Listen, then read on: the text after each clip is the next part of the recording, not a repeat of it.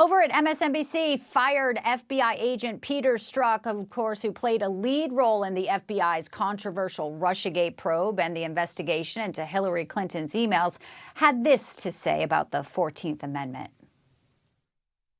You don't see supporters of Joe Biden going out and threatening Michigan Supreme Court justices. So my worry is that Donald Trump is not constraining any of his behavior. His words result in violent action. It isn't stopping. He is well aware of what's going on. And I think whatever we see coming out of the Supreme Court, they can't unwrite the 14th Amendment. There is going to have to be some provision that if somebody engages in insurrection, that does potentially disqualify them from the presidency. It's also worth noting that Strzok and his lover, Lisa Page, texted back in 2016 saying that Trump will not become president and that, quote, "we'll stop it." Let's welcome in now Harvard Law School professor emeritus, Newsmax legal analyst, and author of the brand new book, War Against the Jews, Professor Alan Dershowitz joins us this evening. Professor, it is great to have you in tonight. You know, we're hearing a lot of analysis out there on this Section 3 of the 14th Amendment. Maine's Secretary of State argues that Trump doesn't even need to be convicted of a crime for her to use this. She says she looked at precedent from the Civil War along with other evidence.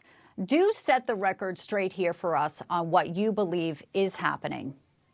This is not a close question. This is the most serious frontal attack on democracy and on the right to vote in my 60-year career. And it was all engineered at Harvard, the famous Harvard, the Harvard that is run now by woke DEI people. The ideas come from Professor Lawrence Tribe, who was my colleague at Harvard for 50 years, and Jamie Raskin, congressman who was my former student. They are deliberately, willfully misreading the 14th Amendment. The 14th Amendment provides in Section 5 that Congress, not the states, Congress can enforce this provision.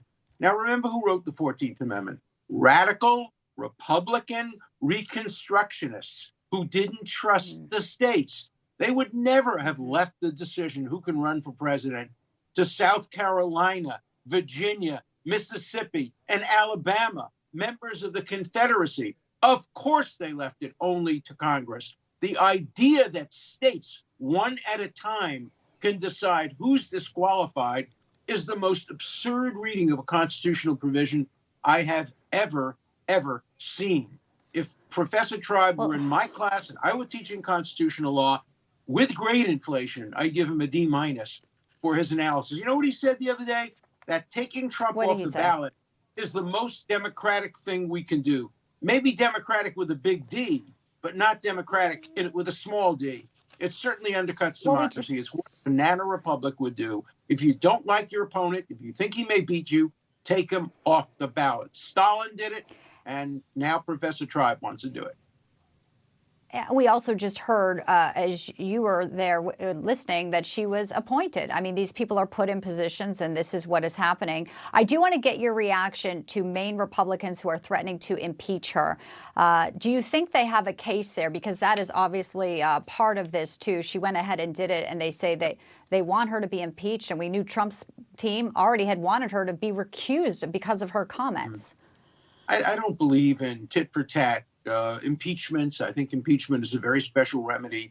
The U.S. Constitution reserves it for people who have been convicted of or committed treason, high crimes, and misdemeanors. So no, I wouldn't impeach her. I would unelect her in the next election. But the idea that a Secretary of State, whether appointed, anointed, or elected, a Secretary of State can decide who the next president's going to be. What could be more undemocratic than that? That's what Putin would do. That's what Stalin did. That's what the heads of banana republics in South America did. That's what China, that's what Iran does. And that's what Professor Lawrence Tribe does. He doesn't care about process or about democracy. He just wants to make sure that Donald Trump is not elected president. I don't want Donald Trump to be elected president, but I want the right to vote against him. And I want the vote to be fair. I want him to be defeated on the merits, resoundly, without him being able to have a complaint. And I'm joined by obviously Democratic senators and others from Maine.